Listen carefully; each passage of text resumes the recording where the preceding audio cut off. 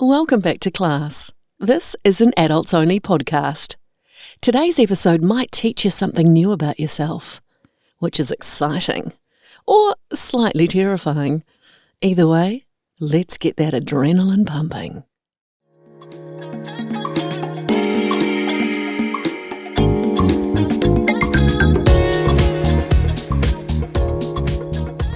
Before we slip into today's episode, a little word for our sponsor, Wild Secrets. If you're in the mood to spice things up, treat yourself, or have a naughty little browse, head to wildsecrets.co.nz. Use our code HAVESEX and get 20% off site-wide. And have your pleasure delivered. Welcome back to How to Have Sex. I'm JJ Feeney. And I'm Melissa Ranges. Today we're talking about what actually turns you on. And I can already answer this. What? George Michael and his wham days. God. John Travolta in Greece. Yes! Hell yes! And a sale at my favourite clothing store. Oh my gosh. That's quite turns you arousing. on. Does it not arouse you? Yeah, I guess so, but not erotically. I probably Okay. just get like hyper excited. Well, I like to mix it up, so. Okay. Anyway, I'm probably going to take you through an erotic mind map so we can clear all that up and actually help you learn what turns you on so that you've got a bit of a pathway to work with. Erotic mind map. Once again, I have no idea what that is, so let's start the class. Okay, pleasure practice. So last week we spoke all about getting out of your head and getting into your body. We gave you a pleasure practice to use some of the somatic tools. We gave you breath as a reset, placement of awareness, so focusing on a sensation in your body, and then you got to choose. So you got to choose either movement or touch. We left out sound, a bit more advanced. So DM time. We actually got a couple of funny ones this week. Good. Yeah. Okay, so the first one is, I chose awareness and realised I've been spending half my intimate life mentally replying to emails. Lovely for productivity, not ideal for orgasms. Yes. Nice one. That was anonymous. I was about to say the person's name. Okay. Went with movement, and honestly, my body was like, finally, babe. Turns out lying there stiff as a board was not my sexiest or most effective strategy. It's not. Stiff as a board. It's not. The only thing we God. want stiff is our clits and their... And whatever goes into it. Not into your clit. Anyway. Okay, can we start by redefining turn on? Because I think a lot of people think it means instantly wanting to rip someone's clothes off. Yes, yeah, totally. We've so been taught that that's it, that it's like instantly getting wet, instantly wanting sex, instantly like wanting to bang, or I keep coming back to that, but it's not that. It can mean like mentally feeling turned on, like aroused in your mind. It can mean spiritually feeling turned on. It can also mean physically as well. It could mean emotionally. After like a D&M and you feel really seen by your partner, it's like, erotically you feel open, or you feel somewhat turned on because you feel seen and heard by that person. Yeah, sort of like you're ready for it. You're ready for more. Visually turned on, seeing your partner. And this is not even like, I'll go to something sexually first, but first, like if you have a partner who is a parent and you see them with your kids that you have together, it's like, God, they're such a great mom or such a great dad. And that can like turn you on to some degree, it's not like, oh my God, I'm so wet looking at my partner be a parent. It's somewhat just opening you up erotically to some degree. I think like there are so many grown adults having sex. Yeah. But yet so many of them don't actually know what turns them on. Yes. Oh, it's the number one thing I hear from women who I work with. Oh my gosh, so often. I even did a talk a couple of weeks ago and someone was like, do you know, I would love just to figure out what actually turns me on. And it's like, you're not the first person, so many people are like, I don't even know what turns me on. I just I just roll with, I guess actually if I think about that, I probably am in that boat. Yeah. Because if you think about like, okay, me wearing this red lacy slip underneath my robe right now, you know, if I wear this, my boyfriend is instantly turned on. Yeah. Right? Okay? I can't say the same for me. Like, I don't... Mind you, actually, no, I did see him in a pair of Dolce & Gabbana jeans, which were very, very sexy. Yes, so that... and his butt looked hot in those. Yeah. So physically visually, that turned you on to a degree, right? But what are the things that are non-physical and visual? I think those are the things that people probably struggle with. Through the senses, you know? It's like, okay, smells, for example, could be like... This candle that we've got. Yeah, a cologne, exactly. Love the smell of cologne. It could be a candle, it could be incense, it could be a fragrance, it could be fresh sheets, the smell of fresh sheets or clean clothes, a clean body. You know, that can turn you on to some degree as well. And again, it's not wet, sexual, blah, blah. It's just like, okay, this opens me up a little bit. That's what we want to play with, not this hundy to like 0 to 100 thing of like I'm ready to go. It's I feel open and available sexually. How do people tell the difference between what genuinely turns them on and what they've just absorbed from porn and pop culture and past patterns and people pleasing? Yeah, I think it's coming back into what we spoke about last episode in your body and just noticing it's taking a moment to go, does this actually get me going? Or am I forcing or putting pressure on myself to get turned on by this thing? And the body's really intelligent, you know, it's not going to get turned on by something that we're forcing on it or making it get turned on. You know, it's like you can't force yourself to get wet over something that genuinely doesn't do anything for your body. And if that's the case for you, if you're finding it hard to get turned on, to reach orgasm, to arrive erotically in your body, maybe you need to take stock of that and going, am I forcing myself to get turned on by this because I'm told by society that I'm a woman and I should like to get turned on by lingerie when actually I just don't, you know? And it's like the body is just so wise and it will tell you, because when you've got a comparison gauge, and so when I do things like the erotic mind map that maybe we'll do today, and people start to explore the things that actually feel arousing for them and they're experiencing like an instant openness in their body, or they're feeling an instant pulse in their pussies, you know, it's like, yeah, that's what we want to be working with. You know, when you're pushing shit uphill and going, why can't I get turned on? Feels really hard.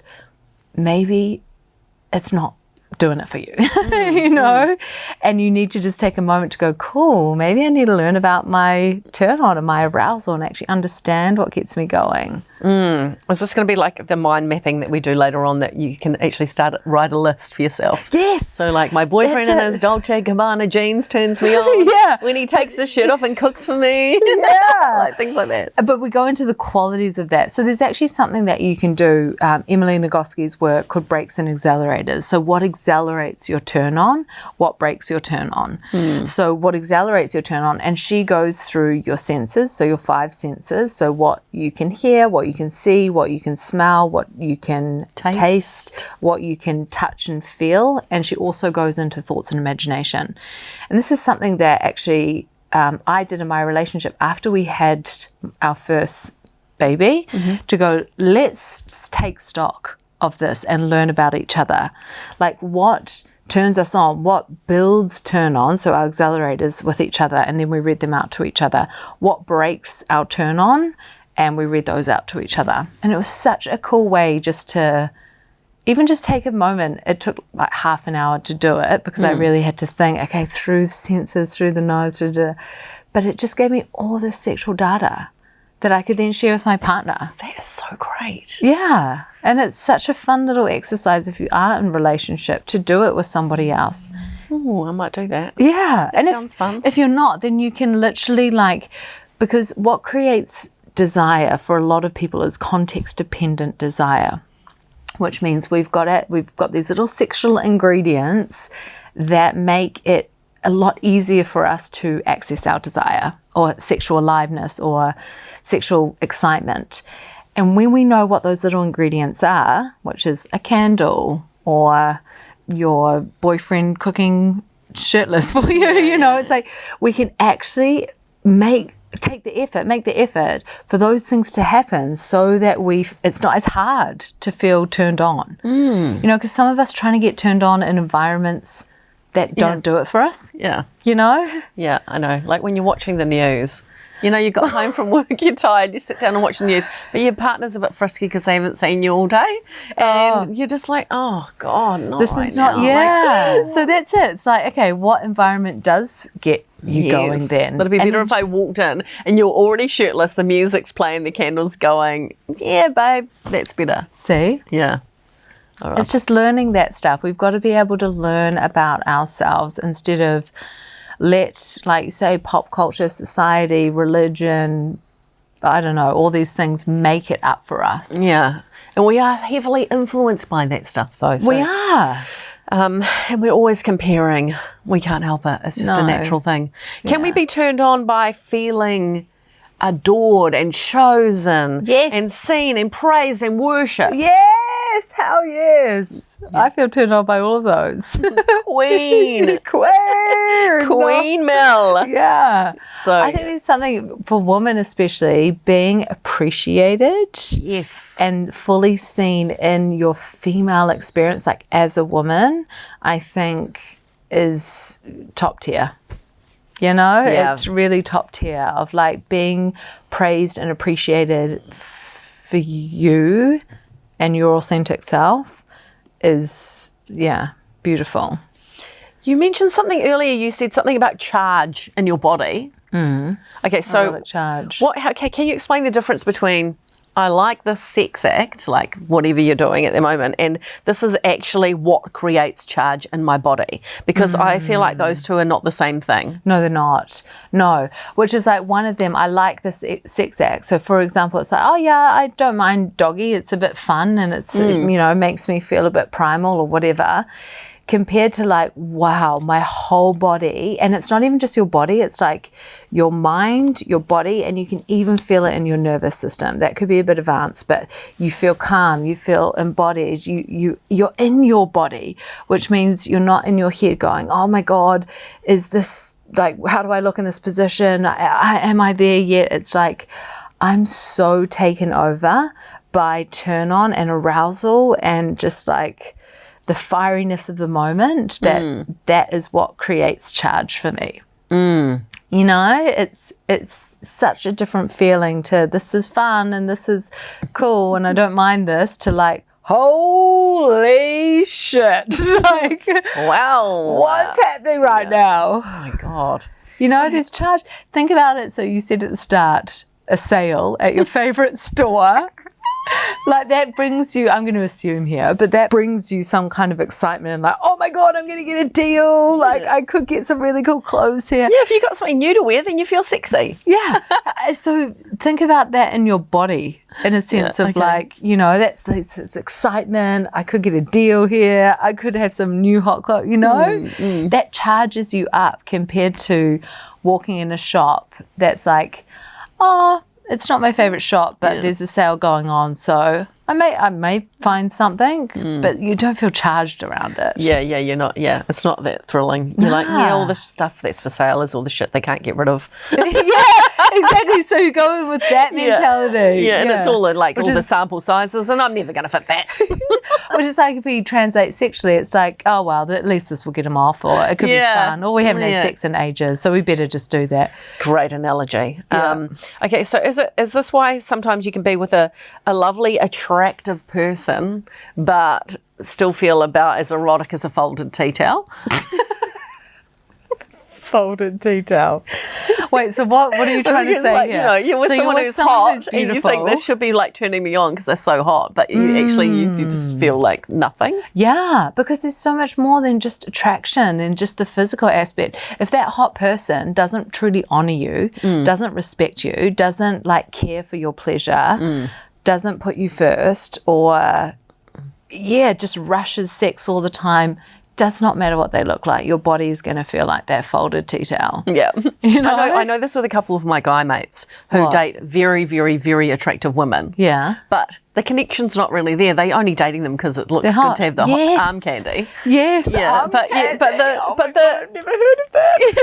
You? No, I'm a trophy wife, but arm candy. Yeah, well, it's true. They just like to be seen with it because, like, hey, look, I can get myself a hottie. But actually, it's just so quite dull in the bedroom. It's so shallow.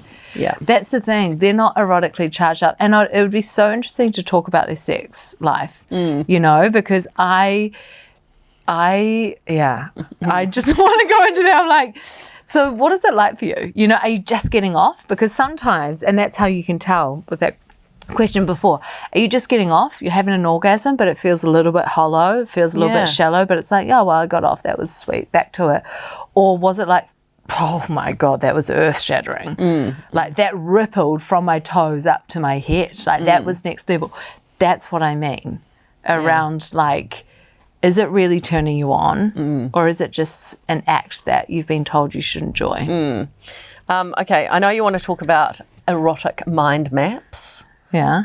I don't even know what that is. So, care to share? Yeah. Okay. So it's one of the pathways that can help people understand what turns them on, qualities. I actually read this book last year by Jack Morin called The Erotic Mind, and it literally blew my mind away. It gave me reasons around why people cheat, why people like have interesting fantasies or interesting turn-ons, because it's like the qualities underneath these acts, for example, almost getting caught. Like, why on earth would people have sex in public? You know, but it's like the quality underneath that is the tension between getting caught is really arousing for some people. So reading this book, The Erotic Mind, it just opened me up to this whole world of what makes sex hot for some people. Because it goes just beyond the Dolce & Gabbana jeans, you know? They are hot jeans. It's like, what's underneath that, you know? There's like something, and this is getting a bit into obviously the psychology of eroticism, but I thought it would be fun to take you through a bit of the erotic mind mapping, because it's something that I use in session with my clients. Right. Who come to me going, well, I just have no idea what turns me on. And I'm like, cool, let's explore a bit of your inner erotic landscape. And P.S., there's other ways that you can explore what turns you on. We gave you another one, which is the turn on and off sheet, the brakes and accelerators. You can also learn through self-pleasure. You know, it's like touching your body and actually tracking the experience of like, oh, when I put my fingers over my clit like that and I do circles, that kind of feels quite good, you know. When I give myself a breast massage, that helps me like drop into my body. So there's multiple pathways and things that you can do to understand what turns you on. But I think the erotic mind map goes deeper into the psychology, which is what I frickin' love.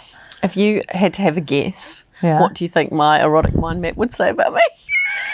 Oh, that's a great question. I think you feeling seen and cared for and thought of would be like a turn on. So, okay, let me talk about first before I dive into being a... I'd rather you say what it is rather than me, you see. Okay. Well, right. There's 3 sections to an erotic mind map. So the first one is the primary things, the things that you absolutely need to feel turned on. So these are things like trust, safety, connection, respect, authenticity. Like it could be anything. I'll give you some prompts to help you out anyway. Yep. Then you go into your second layer, which is your secondary qualities. These are things that can support the primary ones. So it's like once you feel safe, seen, supported, connected, whatever that is, what's the secondary one? And for some people it's like, oh, flirting, it's anticipation, it's tension, it's power play. Okay, then you go out into the third part, which is these are just seasonings. These are things that if they happen, it makes it super hot. But if they don't, it doesn't matter because you've got your secondary and your primary ones. Okay, so it's things like role play. It could be like BDSM. It could be, you know, outdoor sex. They happen every once in a while. It's just a little seasoning. But some of those things could actually be people's primary ones. Absolutely. Oh, yeah. That's why Not mine. So, yeah, neither.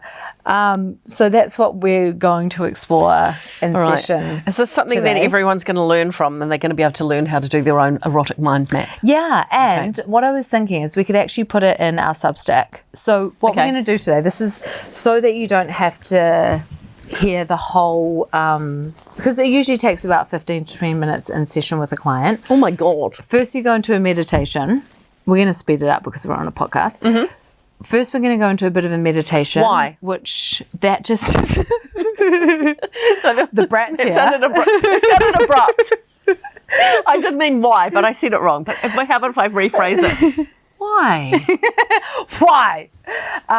Because you want to get into your body. You want to get into an erotic place. So I'm going to invite you to imagine the hottest sex possible for you. And you're just going to allow yourself to like go there, which could be imagination. It could be something that you've experienced previously, which we know that party story where JJ left a party. Yeah, I didn't even think about that though. Okay. That was a one-off. But even just the qualities of that, you know, like that was... that was a really hot experience for you. What made it hot? Think about that. Or it could be a blend of both. Mm-hmm. Okay, so I'm going to take JJ into like a 5-minute kind of imaginative thing. You guys won't hear that because you don't want to be driving listening to that. We don't want you driving off the road, and also we don't want you being bored. Yeah. And then we're going to map out her erotic mind map in these 3 stages. And that will give you it will just enable you to start thinking about what your qualities are, listeners. I feel a bit nervous about this as well. Don't. It's really not as. Okay. I'm not asking. It's you not to that touch revealing. or No, well, I don't. That's fine. I'm just like telling you things that I'm thinking and feeling. Exactly. Oh, you're not allowed inside this head. Yeah. Okay. Yes, I am. Okay. Should we? Okay. Should we go into it? Yeah. Okay. So. Oh my God. We're going to begin, and I'll maybe let you listen to the first line, listeners, and then we'll come back. So let's just start by getting you into your body. Sorry, okay. So close your eyes, get comfy. Oh my God. It's going to be really hard for me to get out of my head right now. Well, I'm going to help you. Okay. Try and get into your body. Okay. So listeners, we'll see you soon. JJ, it's you and me now. Mm-hmm. Okay.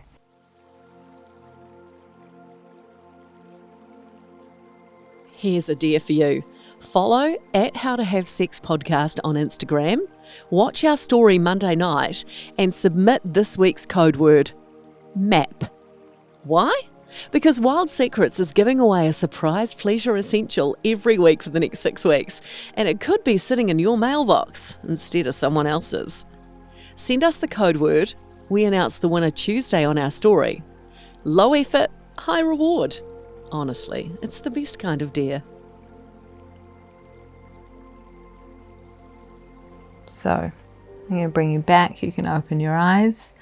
Welcome back, everyone. Thought I was hypnotised. Okay, so we're going to map... Look how relaxed I am right now. Yeah, great. Erotic and relaxed. Okay, we're going to map out your erotic mind map. So usually you have 3 colours. I've just got 1 pen, so we'll work with that. But we're going to jump straight into the first section, which is your primary qualities. Okay, so these are the things which are essential for your turn on. Like they need to happen for you to feel turned on. So these are things like connection, safety, power, presence. Like when you thought of that, whatever was going on in your mind just then, what was absolutely necessary for you to feel turned on? Definitely connection. Okay. I think this might sound silly. Adoration. Yes. Like I just have to be adored. Yeah, love it. Yep. And just like, what's the word? Like just absolutely wanted. Like so. Desired. Yeah. Wanted and desired. Yep. Yeah, Those love ones. it. Yep. And what else? Just like, I don't know, like relaxed. Yes, present. How do you relax? You know, like this is why you always have better sex when you're on holiday and stuff. Yeah. Because you're relaxed. But like every day oh my God, too many other things to think about. You're right.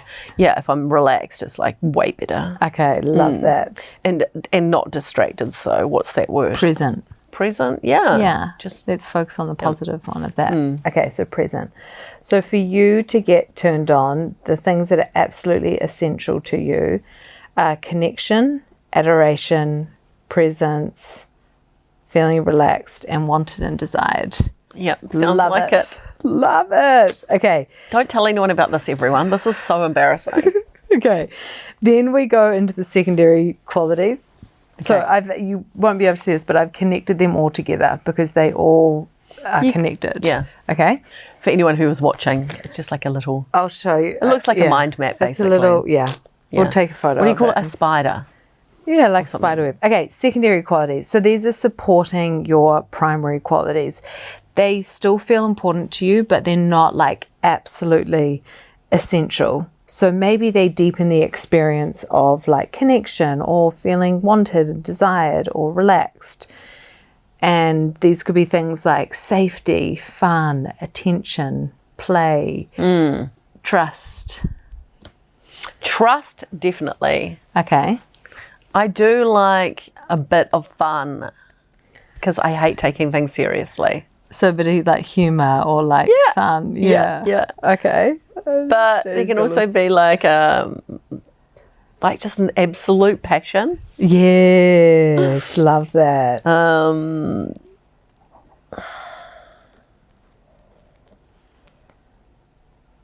Like a little bit of adventure. What type of adventure? Like when you say that, like, what comes to mind? Like just open to the way it goes. Like if there's any suggestions or something you weren't expecting. Oh, okay, bit of spontaneity. That's the one. Okay. That's the one. Spontaneity. I love spontaneity. Yeah, it's hot. Yeah.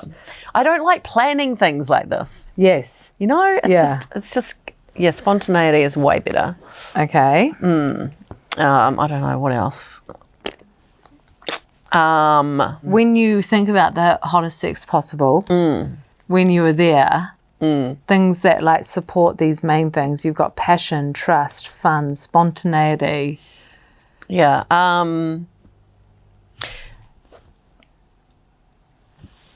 Privacy. Privacy supports presence or relaxed. Okay, well, this... I'm not one to get, although I have done it outside on a golf course once. Oh, my gosh. Way back in the 90s. So, but I'm not one for risky locations. Okay. So, does that feel complete for you?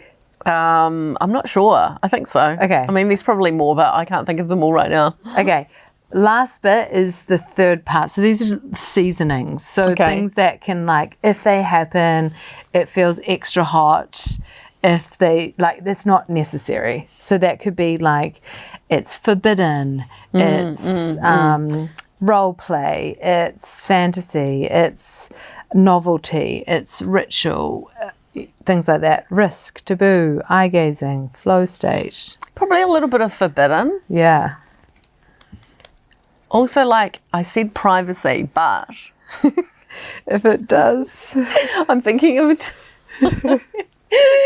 a time when I was somewhere and like, I don't want to give away too much information, but the doors were open, but there's no one in front of you, but like way across the way, there's like houses in the forest and they could see over. Wow. We're at like a sort of a hidden hotel kind of thing. Oh my goodness. And I thought maybe they could see. And that's okay because I don't know who they are, they don't know who I am. Yes. I wouldn't do it at my place. I think it's like exhibitionism. Yeah. In a way. Being an exhibitionist. People would argue that I am that in my life, but I'm actually not. It doesn't turn me on in real life being an exhibitionist. But no. But for Yeah. What makes sex really hot for you? It's just, and these are the seasonings. Maybe it's because it's the opposite of what I am. Yeah. Because a lot of people do. They find the things that turn them on that is not their normal thing, isn't it? Absolutely. Which is why BDSM is so hot for some people. Yeah, because they're in these directive CEO positions and they're in that all day, and then to have a break from it and do the exact opposite is like liberating. Yeah, maybe that is why, because people do look at me all the time. You feel like you're on. Yeah. I'm always being watched or seen or whatever, and I don't really. I mean, I'm used to it, so it's fine.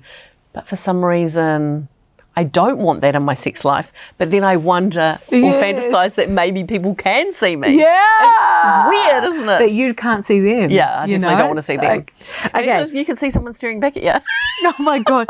They'll press up against your bedroom window. There's actually a podcast all about this woman who watched this couple, because they could see them in the apartment. This is in America, I think in New York, where she was watching this couple.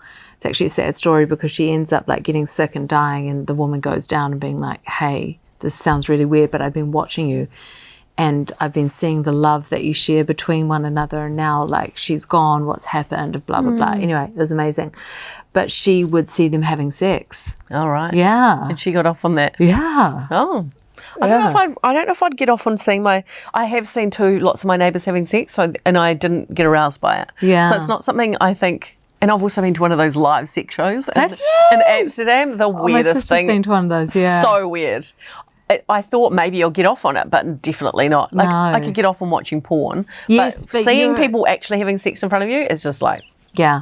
not for me. Which is so much about fantasy, isn't it? It's like, oh, we're going to this place, we're going to watch people have sex. But then when you're actually in it, it's like, I feel dirty. Yeah. I feel gross. Oh my God. I feel sorry for the people on stage. Yeah, like you can feel, because it's like in porn, it's produced, right? Yes. When you can see it on stage, you see all the bits in between, and it's like, oh, this is actually real. Yeah, it's And taking we the can sexiness out of it. Yeah. Okay. Some things are better left as fantasies. Yeah, they are. I completely agree. Okay, so seasonings, let's wrap this up. You've got the forbidden, and you've also got a big exhibitionist. Okay, seasonings, Any other what else? seasonings? Like, is there a bit of power play, a bit of like role play, a bit of like... Sometimes I don't mind if there's like a bit of power play, not from me.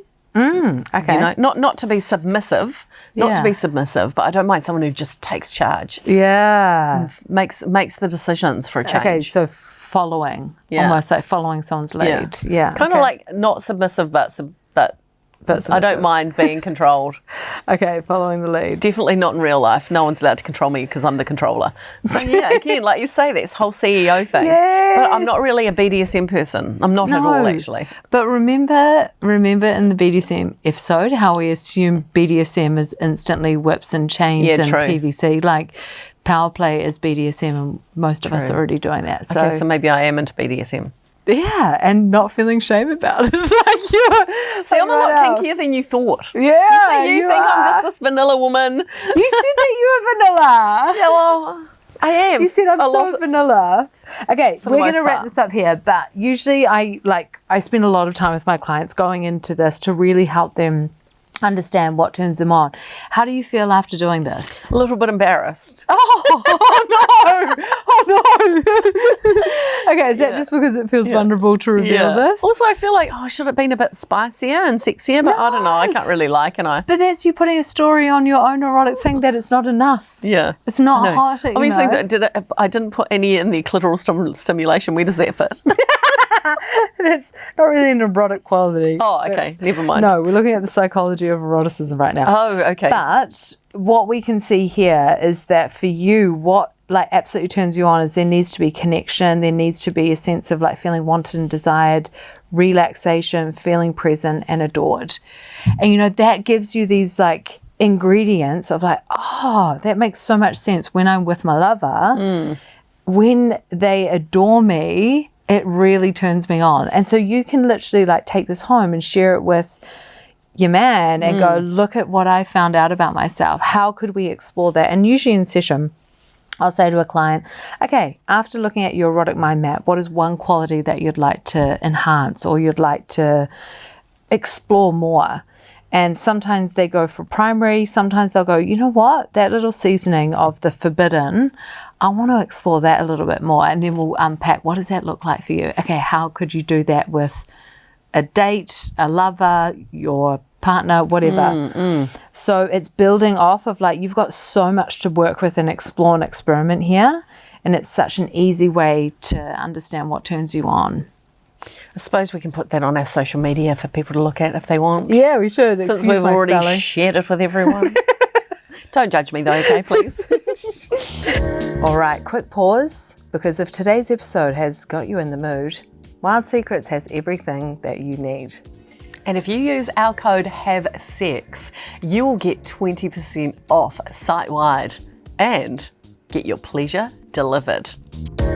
With the mind map, yeah, that might change every now and then. If you did that at different times of your life, do you think it would change? Some of it would change. It tends to. Okay, your primary qualities don't tend to change. Really? Yeah, because we're looking at it like the psychology of eroticism here, which when we go into the deeper layers of like erotic psychology, it's usually based on things that have happened in your life, childhood, teenage life, blah, blah, blah. And all of those things are pretty ingrained. But I think some of the other playful things around the side absolutely could change depending on where you are and what season of life you're in. I think when you say that, like, could they change depending on like where you are in your cycle or what relationship you're in, I would tend to look at brakes and accelerators. I'd look at that piece of framework rather than your erotic mind map. Okay. So erotic mind map's kind of like a solid piece of... But it's what turns you on, right? So, but what turns you on could change according to your mood and your hormones and your general vibe, couldn't it? Or do you still think it's the core thing always stays? I think the core thing always stays. Like if we go back to your one, which is like the feeling of like connection, for example, is a core thing. Yeah. Based on your hormones, like to me, connection will always be important to you because it, like even as a whole, it's quite important for sex in general. Feeling wanted and desired. Again, if we relate that back to turn on, like your hormones, even if you're changing, you're in that luteal phase or the like perimenopause or whatever, it's like, I don't want to be wanted. But then when someone actually shows you they like care for you or do nice things or bake nice things, whatever, and it's like, oh, maybe you do want me, you know? So it's like, I think these core parts really are kind of solid. And the things around the outside, like your seasonings, can absolutely change. Like, can it change with different sexual partners?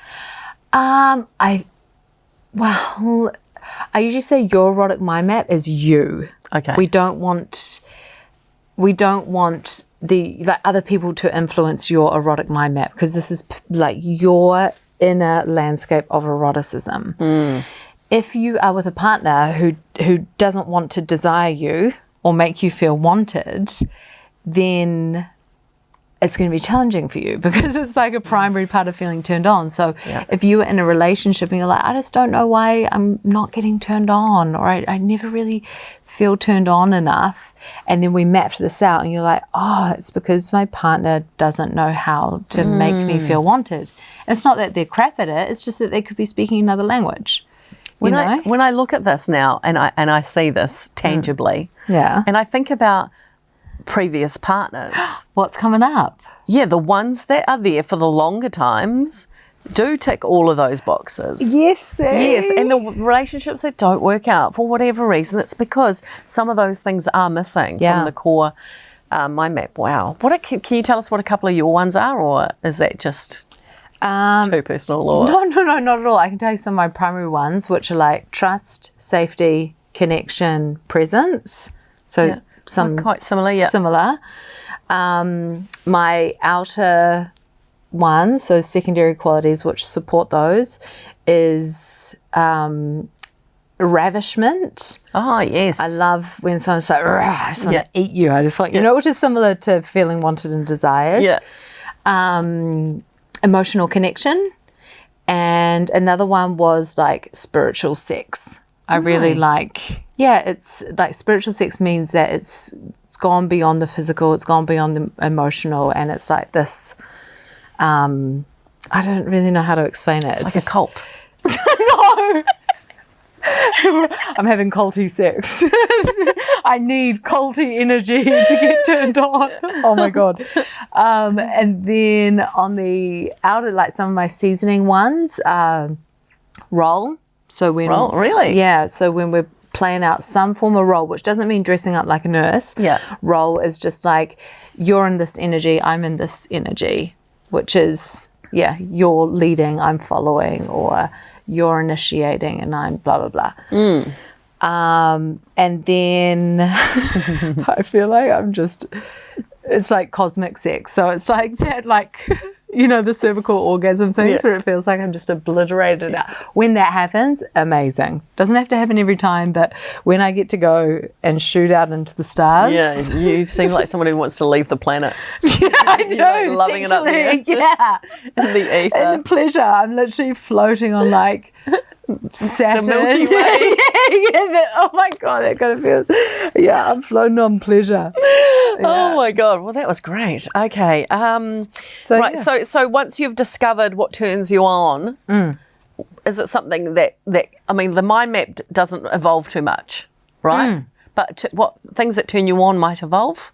Yeah. Do you think? Yeah, absolutely. Yeah. And I think like kinks, fantasies, all of that, like we're evolving humans. For me, after I had a baby, I was like, wow, that kink doesn't turn me on anymore. Or like, I'm just not as interested in that anymore. And I think that's cool to be aware of because it's not all the same. Yeah. You're not always going to be into being choked.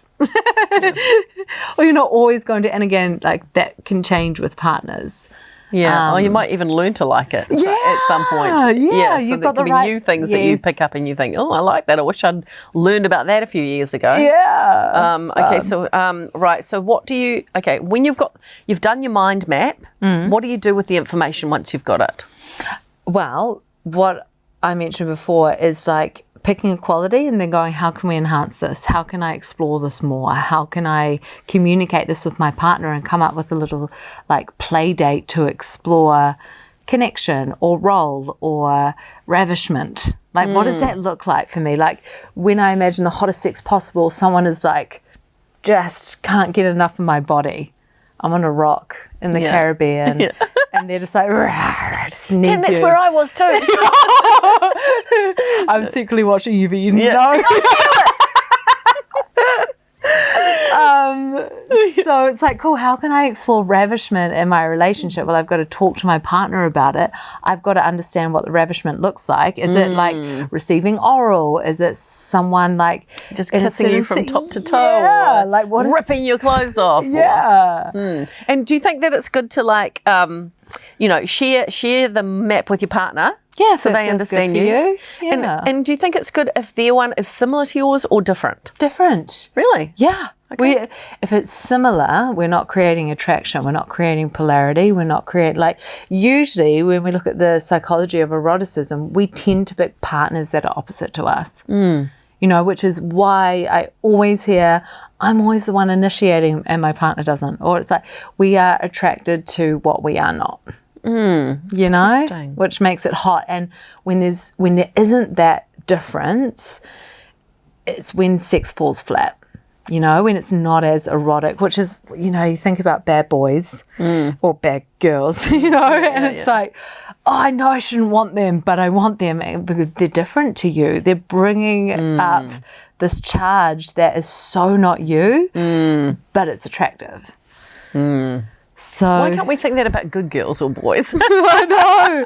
You Why is learn always the to. bad boys? I think you learn to over time. All right. I'm guessing the pleasure practice this week is a mind map, or yeah. Well, it's a big practice this week, so I wonder if we even just give people like the brakes and accelerators sheet to work on. If you want to do a full erotic mind map, jump into our Substack and I'll have that all there for you if you want to go deep on that.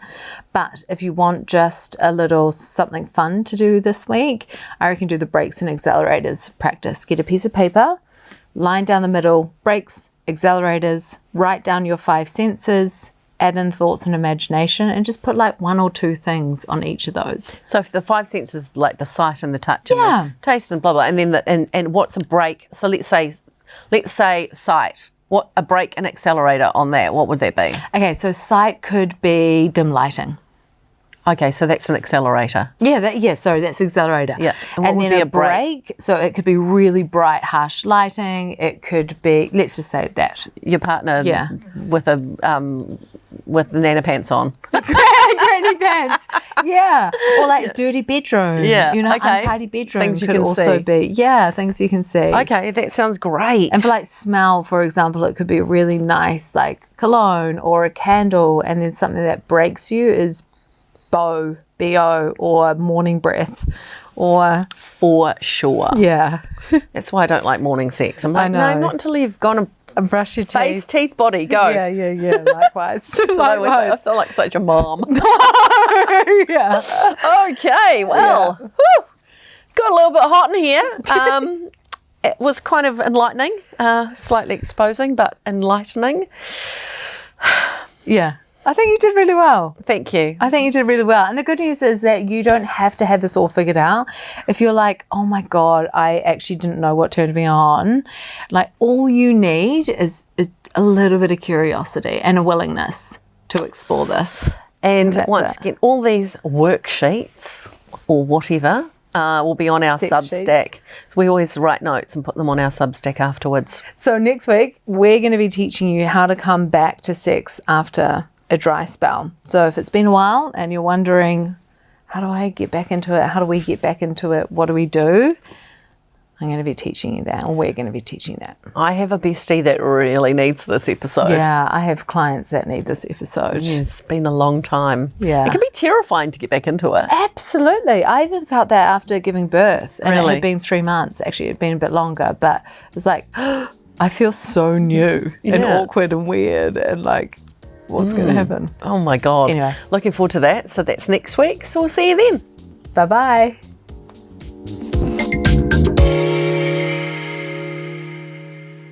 If this episode stirred something in you, let's go deeper.